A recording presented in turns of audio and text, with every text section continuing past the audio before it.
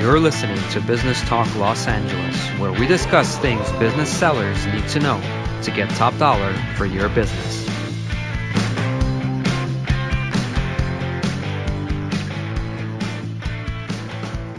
You tuned in to Alex Prasad. He's a business attorney with AEGIS Law firm. Alex specializes in middle market M&A as well as working with early stage startup companies. Alex, would you tell the listeners a little bit about yourself? Sure. Well, Alex, first of all, thanks for having me. I really appreciate the opportunity to collaborate on this and hopefully other things down the line. So I am an M&A attorney, as you mentioned, based here in Ann Arbor, Michigan. AEGIS Law is a St. Louis-based law firm. I did my undergrad at University of Michigan and law school at Notre Dame in South Bend. And this is my life, is doing deals like these. And I spend, as you mentioned, half my time working with early stage companies and playing a general counsel type role with them. But the other half, I think maybe more pertinent to this podcast, is doing M&A deals and lower middle market deals. And that's, again, about half my time as well. Great. I deal with businesses that are usually under $30 million in valuation. What's the process of selling a business for an owner who owns a business like that? What can they look forward to when they get into a transaction? Yeah, well, I really view that the sale process, Alex, as having 6 steps. And I'll add one other point that I should have mentioned at the beginning, which is we do deals all across the country, and business attorneys do operate across the countries and across state lines. So I think these 6 steps are fairly universal, certainly in my experience, are universal. So I would say the first step really is an informal step, the first couple steps. The first step is choosing an advisory team, right? That would be engaging an attorney, engaging someone such as yourself, right, to help shop for buyers or vice versa, help shop for targets, right, if you're a buyer. And putting together that team around you is really helpful. You may not need an attorney on day one, right, as you begin this process, either a sales process or a scouting to buy a target process. But those are the people you're going to lean on throughout the process, and hopefully they have gone through the M&A experience prior, right, so they can give you some tips along the way. So I think that's the first step. I'd say the second step is conducting as much public diligence as you can, right? The internet is your friend. Has there been news reports about the target or about your buyer, even if you're a seller, right? It's important for you to know who the buyer is, whether they have liquidity, and you may be able to suss out some of those details just with Google searches and using your network to find out as much as you can publicly. Then I would say the third step is approach, and along with the approach is signing a non-disclosure agreement, which is going to say something to the effect of, the information that you share between buyer and seller is to be used only for purposes of evaluating the transaction. That's almost verbatim what your NDA is likely to say, right? The idea being if it's a buyer that's coming in and you're sharing information, you're a seller, right, and you're sharing information with a buyer, you're not going to take that information and go compete with you or use it for any other purpose beyond evaluating whether they would like to purchase your company. Once the NDA is signed, and if the parties are getting along well, I think you probably advance to the fourth step, which is a term sheet. I say probably a lot because every deal is different, as you know, Alex, right? So I'm setting forth a very ordered and structured path here, but that may not be the case, right? Every deal is different. You might skip a lot of these first steps and find yourself in a deal and say, oh, boy, I got to go back and check some boxes, right? Some of the earlier first steps. So as I would say the fourth step, though, in a nice orderly process, which is rarely what you see in our messy world, right, is negotiating a term sheet. Also, you could call it a memorandum of understanding or letter of intent. And this document generally is non-binding, and most of its terms will be non-binding, but it really sets the guideposts for how the transaction will go. You'll mention a purchase price. You'll mention a lot of the high-level terms, which is not to say that those terms can't change later, but there's definitely a social pressure to hew as close to the term sheet as possible throughout the deal process. Finally, the last 2 steps would be negotiating the major deal documents, including the purchase agreement. That's going to be the beating heart of the deal. And then closing. How much time it takes to pull off a deal depends. It depends a lot on how much diligence a buyer has going into the transaction, how much industry knowledge a buyer may have, and also how much information and how quickly a seller can share that information with a buyer. So to put a timeline on it in any particular case would be difficult, but in general, depending on if there's financing and so on and so forth, you can get a smaller transaction without financing done in a month. there's financing and banks involved, that process can become more distended. Yeah, that's a great rundown. You summarize it to 6 steps, and this is typically what I see. I wanted to ask you about step number 5, negotiating the major parts of the deal, including the purchase agreement. So the purchase agreement could be structured in a number of ways. What I usually see is either a stock sale or an asset sale. Could you talk a little bit about that and what the major differences are from a legal perspective? Yeah, so the third alternative would be a merger, which does occur, but fairly rarely. That's usually motivated by some tax provisions in the IRS code. So there are positives and negatives to doing a stock or asset deal. So anyone who tells you for sure one or the other is the way to go without taking a deep dive into your particular deal probably is not giving you the best advice. But generally speaking, a buyer, especially in an asset-heavy deal, would prefer an asset purchase, and a seller would prefer a stock purchase. The reason for that is taxation. So a buyer gets a stepped-up basis, which can then be depreciated in an asset context. A seller will get capital gains tax treatment on selling their stock. I'm making some presumptions here, right, and assumptions as to the historical facts of the deal. Yeah. But generally speaking, that's what those two parties want, and that's obviously at loggerheads.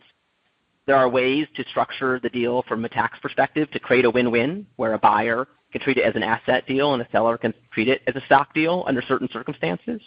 But beyond the tax motivations, I would say there's 3 primary differences for a buyer and a seller in a stock and asset deal. Okay? Number 1 is who consents. So the sale of assets may not require unanimous consent of the owners of a business.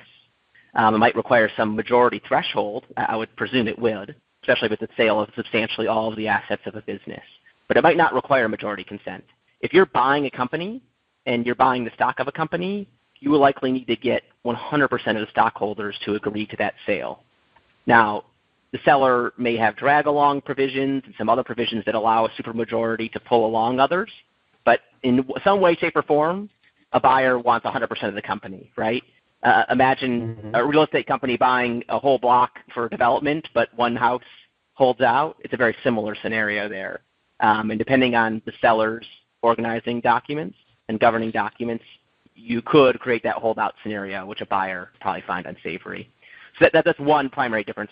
2 is assumed liabilities. What is the buyer buying? In an asset deal, you can spend a lot of time differentiating between assumed liabilities, assumed assets, and excluded assets, right? What is the buyer actually getting? We're going to spell that out in a purchase agreement.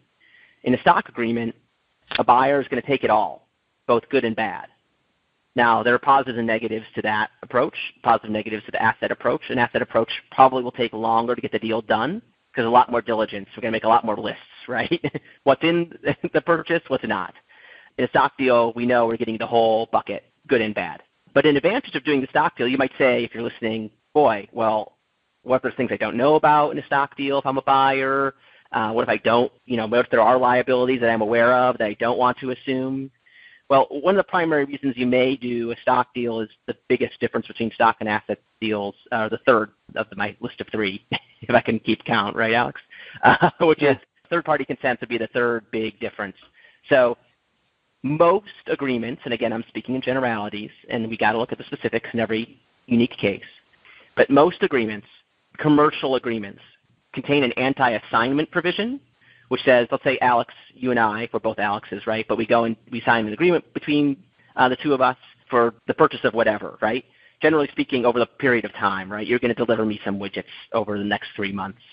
Generally speaking, that contract will almost always have an anti-assignment provision, which says, if for whatever reason you as the supplier of the widgets to me decides you don't want to perform under that contract any longer, you can't assign it to your friend Bob. Because I don't want Bob's widgets. I want Alex's widgets, right? Unless I consent. In an asset purchase, when you're transferring assets, you're assigning the assets, which means such a provision would be triggered. In a stock purchase, our agreement between us for the sale of your widgets to me may have a change of control provision, which would cover a stock deal, but it likely does not. And so you'll see some times the primary motivating factor of doing a stock deal over an asset deal is this third-party consent issue, especially if there is a particular third party that may be prickly to a change of the relationship, can be enough to drive the parties to do a stock deal over an asset deal. So those are probably the three main differentiating factors between a stock and asset deal: who consents, which liabilities are being assumed, and the third-party consent issue we just discussed. And, of course, tax issues as well, but tax issues apply in all types of deals. Yeah, and as complicated as this is the main reason why we tell our sellers and our buyers to speak with an attorney and a CPA and get all this figured out, because it's just so complicated. There's so many moving parts, and both parties have to come to an agreement. So this is very, very important that they contact qualified attorneys such as yourself and get all these questions answered. What's the way that a seller can minimize their liability when selling their business? Yeah, there's a couple different ways. As far as transferring their business. Mm-hmm. Yeah. Well, let me piggyback off your first thought for just a moment, which is, and of course this is self-serving, but I really encourage folks, if they do engage an attorney for a merger or acquisition or the sale of their business or buying a business, to find an attorney who does this as their primary area of practice. You can easily tell if you go on an attorney's website, at their law firm, where, as in a metaphorical way, where they're practicing, right? Are they doing real estate as well? Are they doing litigation as well and family law? If they are, that's not to say they're not a good attorney, but it does mean that they're not living in this buying and selling of business space all day, every day. That's what I do, and many of my colleagues at AEGIS do, and many other law firms, of course, right, have specialists in this area. But I'd highly recommend that, because a lot of the value comes from having seen the same movie, over and over and over again. And if you're seeing that same movie over and over and over again, you have some useful context, with which to guide your client. So sorry, that was a little bit of a tangent. So your question was about minimizing liability if you're a seller. Well, exactly. Unlike the sale of, say, your vehicle, right, there's a lot of things that can go wrong after the sale of your company. You will be, as a seller, liable for some of them if they arise from actions you took prior to the closing. As a general rule, that's what's, as we say, market or standard. And so that you're going to make, as a seller, some promises about, yes, indeed, I do own the assets I'm transferring to you, or yes, indeed, I do own the shares I'm transferring to you, right, and you're purchasing, and no one has a lien on those shares or assets. You'll make similar reasonable promises as to those things, right? They turn out to be false. Right. There'll be an indemnification claim against you as a seller. So the question is not, can you not make those promises? Because it's probably, again, as someone who lives this on a daily basis, you probably won't get very far if you're not willing to make the promise that you actually own what you're selling to someone, right? But the question is, how do you limit that liability? Because that could be endless liability, theoretically, right? If we just say that I'll indemnify you for anything bad that happens arising out of the sale of the company, right? So there's a couple different methods. One is a basket. So we have both regular or a deductible basket and tipping baskets. And so a basket is a provision that we weave into the purchase agreement. You see what I did there, Alex?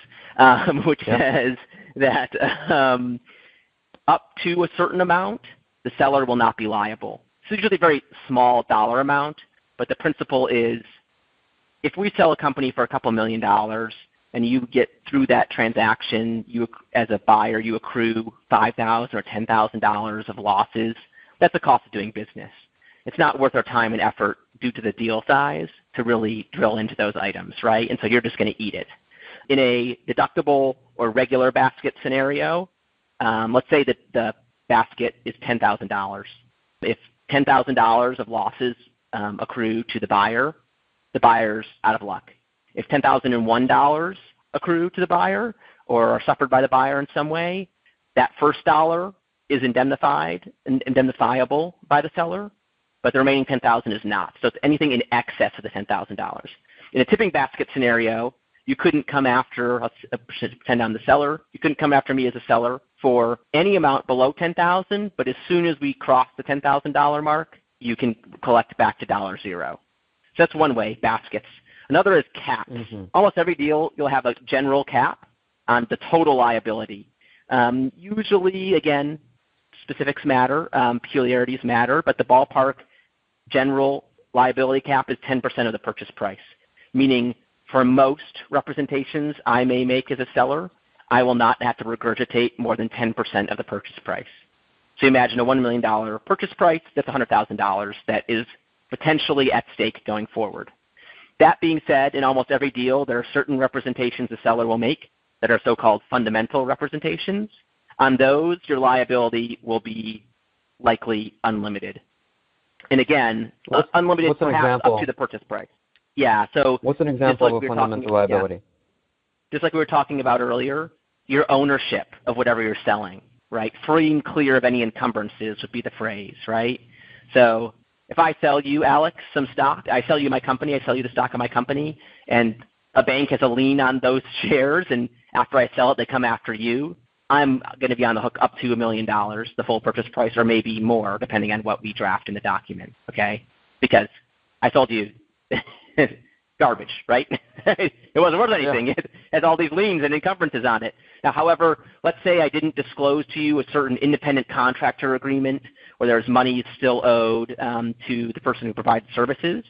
Certainly that's on my watch, but we're going to cap the amount of liability there to a certain percentage of the purchase price. Because otherwise, the whole purchase price would be in limbo for a period of time after the closing.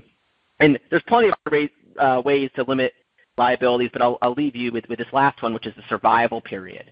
So we'll put into a document, into a purchase agreement, how long the buyer can come after the seller, right? So 5 years from now would be unreasonable. Usually 24 months, 2 years is a good survival period. But for certain items, like, say, tax, oftentimes we let those representations run for the full statute of limitations. Because, again, out of spirit of fundamental fairness and also what is market, it doesn't seem right for the seller to not be liable for tax liabilities that were accrued on his or her watch, right? The buyer shouldn't be liable for that. And you're going to, no matter how good your attorney is, there's going to be a line in the sand drawn there that would benefit the buyer in the case of some liabilities coming up, arising from those tax issues. Yeah. And, the buyer has their own liabilities that they need to protect against. So, again, they got to speak with a qualified attorney who's doing this and knows the game. Well, Alex, we only have so much time. You have so much knowledge. Maybe we'll do another show where you answer some more questions. But thank you for joining me this time and answering all these questions. I'm sure a lot of our listeners are going to find this very beneficial. If they wanted to reach out to you and ask you questions, and maybe they're in a transaction that need an attorney, what's the best way for them to reach you?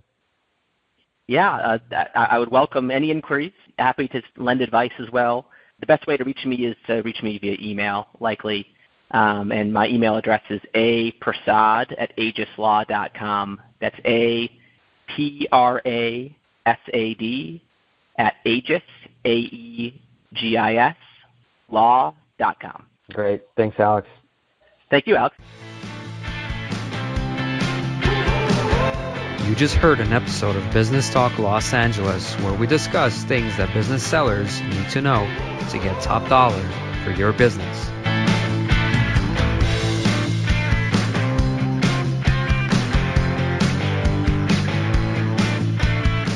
If you want more resources and information about selling your business, visit alexestrin.com.